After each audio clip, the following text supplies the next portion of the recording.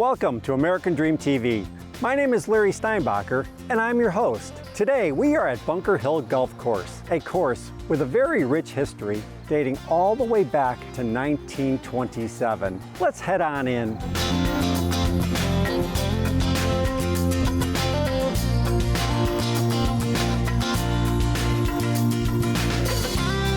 All right, I am here now with Sherry and Arnold Ingram. Sherry, if you could first tell us a little bit about the history of where did the name Bunker Hill come from to begin with? Well, back in 1818, when the Hamilton family first came and settled this area, they had a family member who drove an artillery wagon in the War of 1812 and the Battle of Bunker Hill. So when the family came, they named their farm Bunker Hill Farm. So when the sixth generation, Walter Kennedy, came along and he inherited the property, he didn't want to be a farmer. He was a businessman. So he got to know the local business people and they said, "Hey, Walter, we don't have a golf course in Medina County." So Walter hired a golf course architect, and in 1927, Bunker Hill Golf Course opened as a golf course, not a farm, and they named it Bunker Hill Golf Course.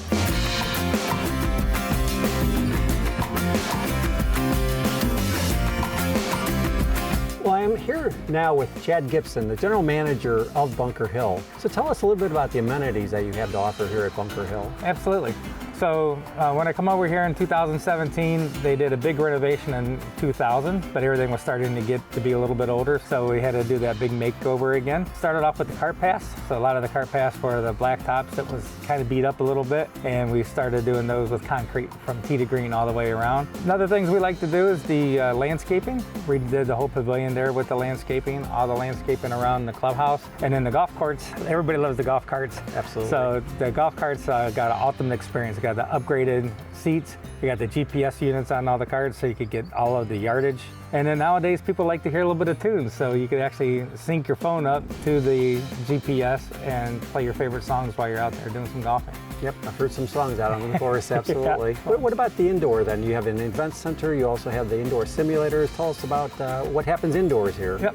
So the indoors, once upon a time, was a restaurant, and we converted that over to a full event center. We do showers, birthday parties, anniversaries, Christmas parties, chambers, class reunions, family reunions, a lot of customer client appreciation days, stuff like that. We started having to do fundraising for schools, for churches, for mission trips, all the different things throughout the community. Then fast forwarding it through, I've now hosted 2,500 golf events and raised over $10 million in our local backyard. Wow.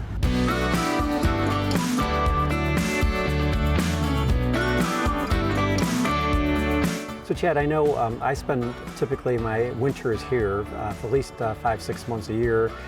You've got the 6 indoor simulators, and those were just upgraded, I believe, last year. Absolutely. Tell us what's been done up there and the popularity of the, basically this is a 12-month facility at this time. 100%. Yes. So when I got over here in 2017, we already had the simulators and we did the initial upgrade, and they're computers. So every time with computers you upgrade, it is a significant upgrade. Then last year we upgraded again to the Tiger Woods 2.0 full swing, which the graphics are amazing, the golf courses upgrades are amazing. So wintertime, there's 2 different aspects of it. One for the golfers that like to come in and play the indoor league, and then there's also the aspect of the indoor fun golf where you can play the arcades. Right, okay.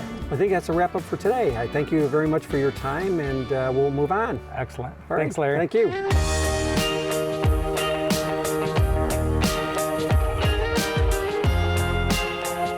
I am here now with Jared Utze with the MGA, a group that I am happily associated with. Jared, the MGA stands for the Mediocre Golf Association. Yes, it does. Where did that name come from? And tell us a little bit about the history of the MGA. Yeah, so the MGA started in 2006 out in San Francisco. John Morley and Willie Dills started it. They basically liked going out, golfing with their buddies, but they weren't really good at golf. They held their first tournament, which is the Bastards. You know that tournament. It's our kind of take on the Masters tournament. It grew from that point on. They started Seattle. I think Seattle was their first expansion chapter in 2008. And then now here we are in 2024, and there's over 70 chapters across the United States, and Cleveland's kind of one of the newer ones we've got.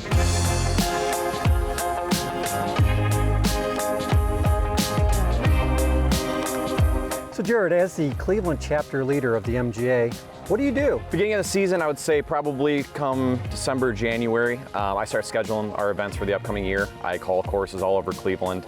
Weekly, make sure everybody gets paid up for the courses, get everything arranged for our tee shots or close to the pin, long drive. I work with sponsorships too. We have a number of local sponsors in the area, so I try to get local business in the community activated in the league and working like that.